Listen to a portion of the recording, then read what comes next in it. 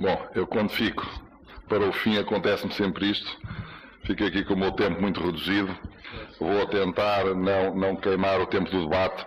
Bom, esta parte já foi, penso que, indiciada, que é esta alteração que foi introduzida no artigo 1º do CIR, onde se faz constar uma intenção, um desígnio de que o Código possa também levar à recuperação da empresa.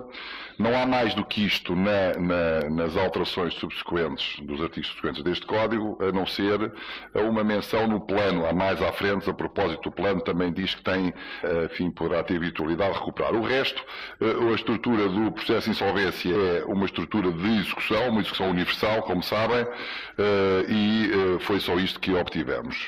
O processo de revitalização surge com uma menção no seu conceito ao acordo conducente à sua revitalização, e o CIREV, também já foi dito seguramente pelo Dr. Paulo Valério, tem uma base de viabilização financeira da empresa, porque tem sempre que ter um plano de negócios, e esse plano de negócios tem que ter rácios próprios, sob pena de poder ser rejeitada pelo IAPMEI. Já no âmbito do PER, desde que tenha um fim de revitalizar, ainda que o plano de negócios seja totalmente, digamos assim, no plano das ciências da gestão e da economia, contrário a esse fim, mesmo assim passa.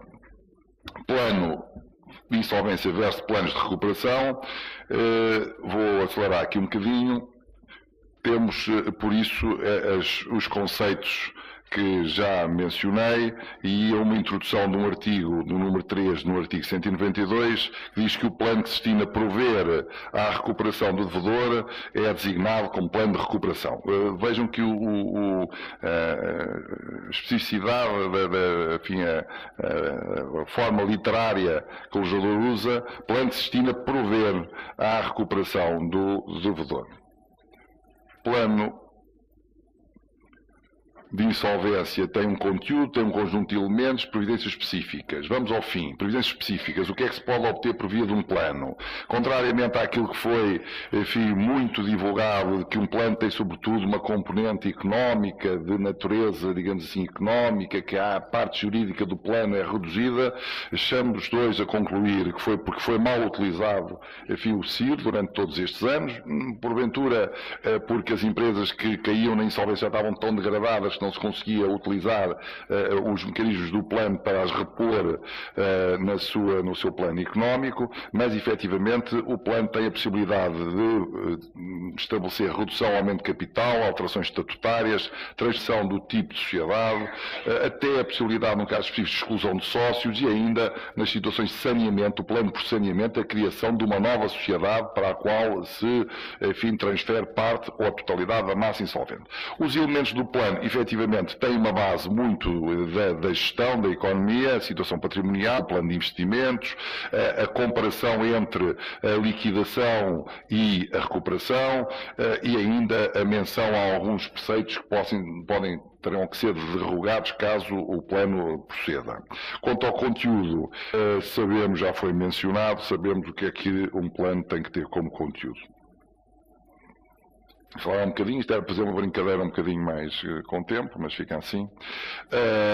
Plano ou acordo como negócio jurídico, sei que há aqui muitos presentes que não são juristas, não iria aqui entrar no detalhe do que é um negócio jurídico, naturalmente que é apreensível por todos os sentidos, mas mais em profundidade, mas qualquer uma destas designações que nós aqui estamos enfim, a ler, tem na base um compromisso entre credores e devedores e também entre direitos e obrigações. E, nesse sentido, é um negócio jurídico, dado que o que é estabelecido é na base de um acordo e há sempre, de um lado, uma penalização, do outro lado, uma garantia ou reconhecimento de um direito.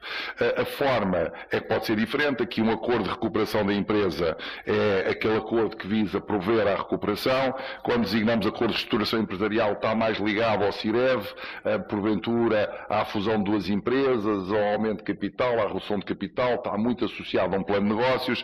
Acordo de revitalização é algo que tem mais a ver com pagamento e reforço de garantias, não sempre, mas muitas vezes, ou eficiência fiscal, diferença de ativos, desinvestimento, e por isso diz-se que é revitalizar na medida em que se retira da empresa a vitalidade ou se coloca lá a vitalidade necessária, e que eu digo quando se retira a vitalidade é que muitas empresas, quando se retira do balanço um imóvel, e, enfim, com isso liquida a dívida, transforma essa empresa viável porque ela deixa de ter que fazer esforço de tesouraria. Ou seja, se tem um imóvel associado a uma dívida, se vai para o banco, a prestação que estava associada a esse imóvel e a essa dívida deixa de estar, enfim, na tesouraria, ou seja, não é preciso pagar todos os meses, logo ela ganha um folgo, por isso permite avançar.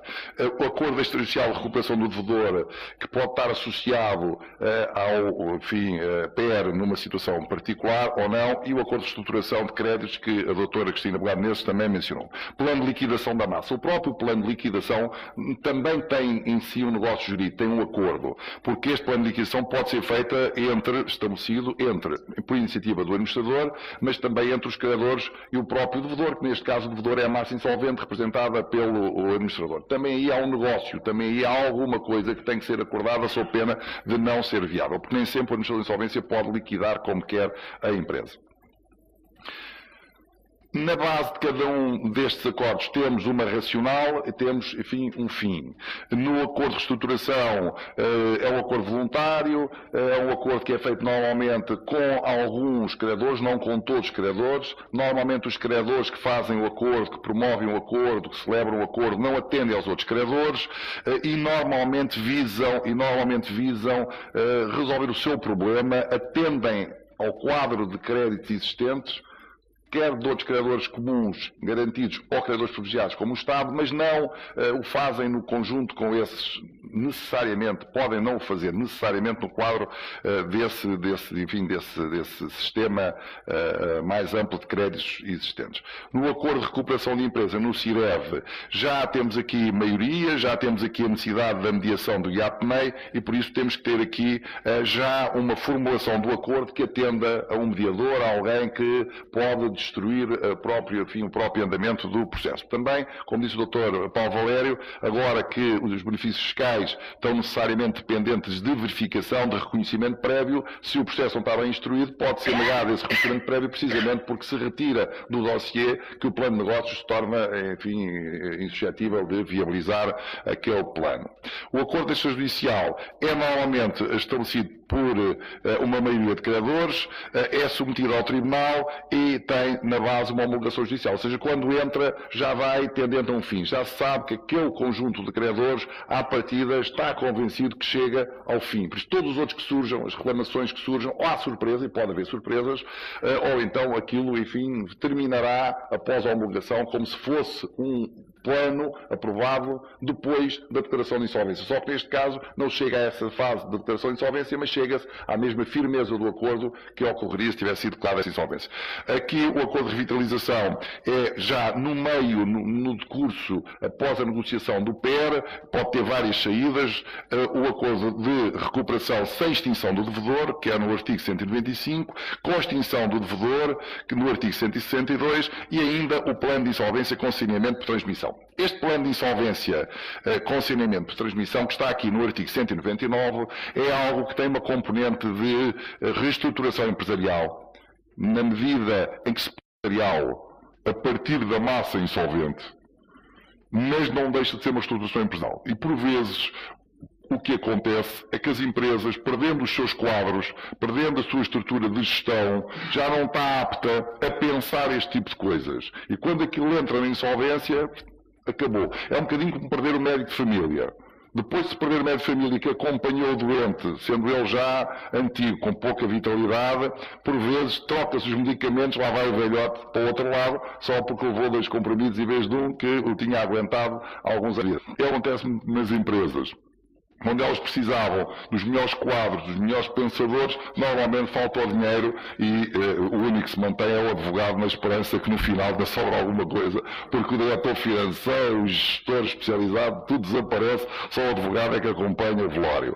Mas enfim, e cada vez menos, porque cada vez menos no velório surge algum dote para suportar estes encargos. Mas é o que é. Negócio jurídico, atípico, no sentido que não é um contrato de compra e venda, não é uma dação, não é uma locação, mas é um negócio jurídico que tem limitações. Não vamos entrar em muitos detalhes, só para aqueles, enfim, que conheçam reduzir. Nós temos aqui normas imperativas com algum tempo, que são estas normas imperativas, que limitam os acordos. Quer eles sejam feitos no ambiente de PER, no ambiente de insolvência, ou mesmo fora do PER e por isso fora do tribunal. Tem que se atender que o acordo de estruturação financeira feito num banco, com um banco que tem a maioria dos créditos, ainda assim, tem que se atender ao regime que está no Código. Porquê? Porque senão um pequeno credor requer insolvência e o administrador da insolvência pode pedir a resolução dos atos em benefício da massa, ou porque houve um reforço de garantias não previsto, ou porque houve detrimento de credores. Por isso, é preciso terem atenção também o regime que, enfim, o Código estabelece como imperativo. Existem duas formas de homologação do acordo, a oficiosa e a requerimento. A homologação a requerimento está dependente de uma manifestação do credor, ou seja, se o credor não se manifestou antes, no final não pode dizer: o Sr. Dr. Juiz não homologa, o já príncipe a posição de credor, tem aqui uma especificidade. E então, nós o que é que temos em termos de utilização do regime do plano? O que é o regime do plano? É aquele quadro anterior que eu disse, tem elementos que pode ter, digamos assim, também alterações na situação jurídica dos créditos, etc. É tudo, o negócio jurídico todo ele, como é que esse negócio abstrato que está previsto no Código é utilizável ou serve de parâmetro para, no caso aqui, para o CIREV, para o PER e para os outros acordos, nomeadamente o Acordo de Reestruturação Financeira.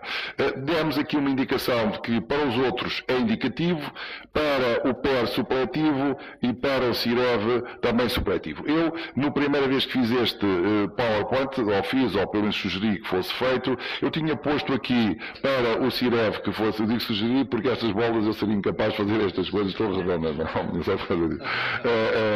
Aqui no CIREV eu achei que é indicativo, no PER que é supletivo e nos outros que é indicativo. Tenho hoje alguma dúvida se no CIREV o regime do Código da Insolvência é assim tão supletivo.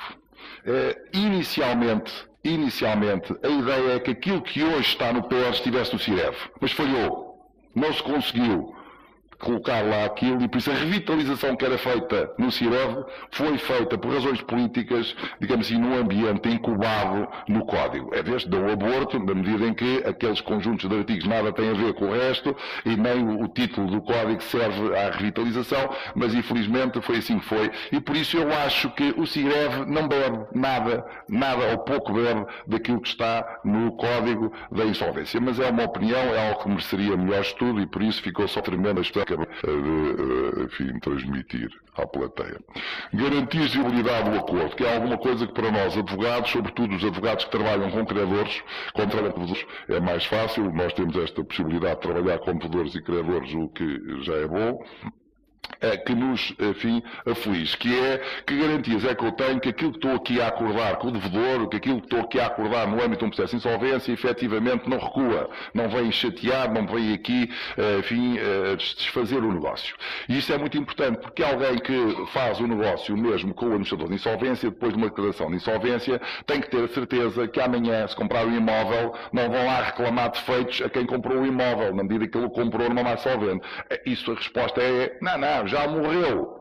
A empresa está extinta, foi declarada insolvente, acabou. Quem reclamou, quem não reclamou, não reclama mais. Nós aí temos a certeza que já houve extinção do devedor, que efetivamente não tem nenhuma contingência que seja associada a este devedor, incluindo dívidas fiscais, outro tipo de responsabilidades que tenham existido. Porque elas são extintas, elas ficam anuladas completamente pela declaração de insolvência, naturalmente se houver um procedimento regular, porque há situações que pode haver uma reclamação tardia, mas também no âmbito do processo de insolvência. Se nós estivermos no ambiente do PER, já fica a dúvida. Foi homologado, mas foi homologado o acordo que tinha sido apresentado, o acordo extrajudicial, não, foi homologado o acordo após negociações, mas continua a estar doente, continua a estar, ou passará a estar completamente, enfim, são. E aqueles que não reclamaram, créditos, o exemplo que é as responsabilidades por defeitos de construção no empreendimento. É feita uma reestruturação, aquele hotel é dado em pagamento ao banco, o banco recebe o hotel, vende-o ou dá de locação financeira e, portanto, alguém vai reclamar, porque não é um hotel completo, enfim, tinha uma parte de apartamentos, o que seja, não importa, ou uma componente comercial, e vai reclamar danos por obras. Na medida em que não, mas isso vendeu o imóvel, já não dá. Então e se comprar a sociedade?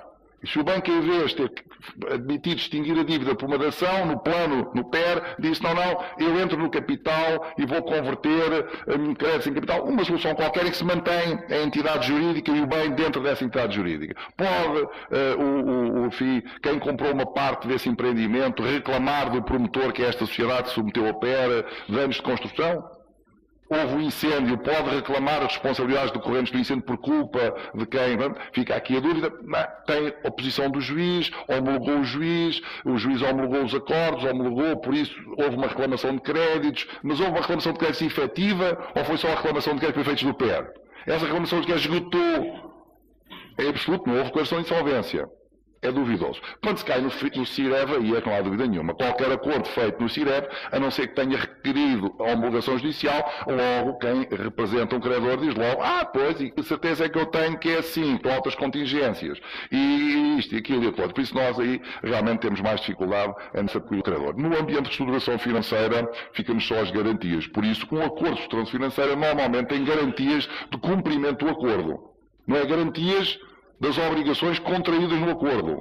É garantias para o cumprimento do acordo, enquanto no CIREV já a questão não se coloca dessa forma e por isso as razões que se podem aqui encontrar para, por vezes, empurrar a situação da empresa para a declaração de insolvência, para a liquidação, para aquilo que hoje é muito comum, venda do estabelecimento, ou trespasso do estabelecimento e a extinção completa daquela unidade empresarial, económica, é realmente a insegurança que existe nos patamares anteriores do negócio jurídico, que também se designa por plano de recuperação, revitalização, o que seja.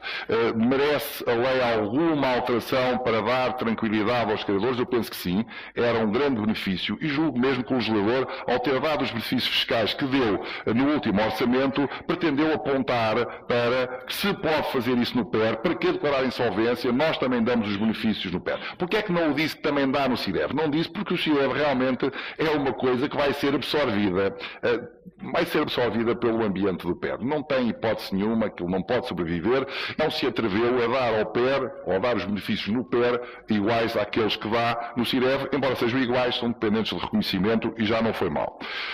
Aqui a ideia era dar-vos nota, vejo que está a letra muito pequena, nota de um plano. E o plano de insolvência, esqueçam a última parte, ponham só o plano e vejam o que é que nós temos de colaboração, que possibilidade temos nós, advogados, aqui, enfim, faço defesa corporativa, o que é que nós temos, como é que nós podemos contribuir para participar ou participando, vamos participar e que contributos podemos dar na execução de um plano. Contrariamente, mais uma vez digo, é corporativa esta menção, mas digo que um plano tem 2/3, é como a maioria pode aprovar, quando é definitiva, é 2/3 de componente jurídica e 1/3 para as outras especialidades todas. Talvez esteja a exagerar, não? Bom, mas tudo bem. Causas da situação de insolvência. Normalmente nós no escritório temos uns formulários, há sempre uma causa económica, vamos ver aquilo que joga-se bem, enfim. Depois temos a descrição da situação patrimonial, financeira e creditícia. Vejam que a situação patrimonial normalmente tem a ver com o balanço, com o registro do balanço, mas tem muito a ver com o processo documental dos imóveis, das máquinas. Temos que ter noção de como é que aquilo entrou, onde é que está essa documentação. Por isso a situação patrimonial é muito jurídica. A situação creditícia também, temos que saber como é que está. Por vezes as pessoas dizem, esta empresa deve 50 milhões. Aconteceu isto ontem. Um colega nosso, estrangeiro, estava cá a passar a Brasil e mandou uma coisa, 50 milhões de empresas. Ficou tudo em pânico. Afinal ela havia 50 milhões e a outra devia 26 milhões. Mas então qual? Não. Uma era devedora porque era solidária, a outra era devedora principal. Ele somou tudo, então já dava 76 milhões. Não pode ser, quer dizer que se vê qual é a natureza. Para este efeito, a relação creditícia tem que saber se é principal, se advém de uma responsabilidade relativamente a terceira. Se está em relação de grupo ou não está. Se tem um interesse nessa garantia sem estar em relação de grupo ou se tem relação de grupo. Nomeadamente se tem relação de grupo a 100% ou não tem a 100%. Se é uma empresa mãe ou se é uma empresa filha. Já não digo que seja filha enfim, agora fazia aqui o trocadilho, mas tem que ser uma empresa que tem que se estabelecer o seu organograma. Esta brincadeira, nem todos notaram, só aqueles mais. Mas enfim, mas era uma brincadeira. Ou seja, tem que se atender a relação creditícia no plano jurídico. A relação creditícia não é no plano do sofrimento, que deve muito, que deve muitíssimo, não tem nada a ver com isso. Tem que saber a estrutura e o fundamento dessa relação. Por isso, também temos aqui trabalho jurídico. Depois decompomos a situação atual, a situação da produção, e tem muito os recursos humanos. Nos recursos humanos temos que saber se são contratos de trabalho a prazo, são contratos de trabalho assim, prestação de serviços. Nos recursos humanos, por vezes, inclui-se todas as pessoas, mesmo aquelas que não têm vínculo e que isso não onera a empresa, não faz sentido para este efeito, na minha opinião, mas está aqui o Dr. Amadeu Boleixa, que está a fato de virar frangos nestes domínios, lá no IAPMEI, e por isso ele sabe como é que essas coisas são. Património, quadro económico e financeiro, e aqui a questão dos créditos. Na questão dos créditos temos que os decompor conforme o Código impõe, créditos garantidos, créditos comuns, créditos subordinados. Os créditos subordinados a gente tem que dizer lá ao nosso cliente, se estivermos na situação de quem faz o plano, não de quem o fiscaliza, não de quem o questiona, temos que perguntar como é que os créditos estão. Isto é o crédito da empresa tal, mas são subordinados, foram prestados, estão em prestações suplementares, não quer antes fazer um aumento de capital, se calhar é melhor, mas eu não quero aumentar, eu quero receber o dinheiro, mas eu não quero receber nada como créditos subordinados. Porque é que não aumenta o capital? Também não vou receber nada, mas pelo menos não fica mal visto. Temos que perceber o que é que faz sentido ter aqui créditos subordinados ou podemos apagá-los, ou faz sentido apagar estes créditos subordinados, deslocá-los para outra rúbrica. Somos nós que temos de dizer, não é o economista, não é o gestor, não é, é que os economistas e os gestores que estão aqui vão-me matar quando eu sair, mas enfim, eles percebem. Por isso nós também temos que fazer esta despistagem. Créditos sob condição suspensiva, sob condição resolutiva. Como é que estes créditos surgiram? Que menções estão? Mas menções de que tipo? É no balanço, é no balancete, foi alguém que disse, ou é o contrato que impõe? Também temos que ir à procura para poder aqui fazer a menção. E agora, um aspecto muito importante, impacto expectável do plano por comparação à liquidação. Nós, para convencermos alguém que aquele plano leva à recuperação, leva ao pagamento, ou leva à reestruturação pura, que é a liquidação e recuperação, por exemplo, venda de um estabelecimento e aproveitamento do outro na massa da estrutura económica ou na estrutura económica da empresa, é preciso comparar. Se eu vender, se isto fosse tudo isso, fosse tudo liquidado, é que ele recebia isto, recebia aquilo. Quem é que faz essas contas? É quem consegue fazer uma graduação. E, sobretudo, quem consegue fazer uma graduação fazendo o pagamento após a graduação. Quem é que consegue fazer isso? É evidente que, a partir de um determinado momento, alguém se convenceu que este exercício de graduar créditos e de fazer, digamos assim, o pagamento, não era uma função jurídica, porque passaram-nos para fora da disciplina jurisdicional. Já não era o juiz que fazia. Mas é o ato mais jurídico que há, é qualificar um crédito e graduá-lo, não há outro. E por isso nós temos que ver, porque pode estar mal feito, também temos que ver, e em função disso temos que fazer a comparação. É evidente que a comparação se faz com números, mas antes de fazer com números, faz com a natureza das parcelas que são quantificadas. Não tem a natureza das parcelas, não vale a pena pôr lá números em cima, que aquilo dá sempre mal, não é? Contrariamente ao que acontece na contabilidade, em que há o mais e que há o menos, aqui não há o mais e há o menos. Há colunas coeficientes e depois cada uma joga com aquela que se opõe. Não há uma contabilidade linear entre mais e menos. É preciso qualificar e depois da qualificação graduar e o pagamento vai ser distribuído de acordo com aquela ordem e não num modelo contabilístico. Depois, os preceitos legais derrogados. Aqui os preceitos legais derrogados, o que é que isto quer dizer? Quer dizer que hoje estávamos ali ao almoço, ou antes do almoço, a comentar se o Estado pode impor garantias. O Estado pode dizer, eu aprovo, mas também quero ter as garantias que o credor hipotecário vai ter. Ou seja, o credor hipotecário mantém as garantias. E eu não tenho, mas quer ter. E o Estado pode fazer isso ou não? Pode, porque a lei diz que o Estado pode. Eu entendo que não pode. Então vai ali constar artigo tal, derrogado, no sentido que não se aplica no âmbito do plano, só se aplicaria noutra situação que não é esta do plano. É discutível, é por isso é que esta leitura final, sobretudo para o juiz, quando vai homologar o plano, tem toda a importância, porque se nós não a colocarmos aqui, não a mencionarmos, mais tarde se o plano for impugnado, ou se alguém o questionar, nós realmente podemos estar em reserva. Em reserva quê? Em reserva de vontade, porque não as partes que aprovaram o plano, os credores que aprovaram o plano, não tinham a noção de que aquele preceito é derrogado, que a sua garantia ou que o seu crédito porventura não era considerado nos termos normais, pela razão que, enfim, se entendeu válida e por isso deve ter aqui também mencionado. E com isto termino abrindo o debate e agradeço a todos a vossa atenção, pedindo desculpa por esta urgência ou por esta velocidade, mas não foi possível que o tempo também era escasso. Obrigado.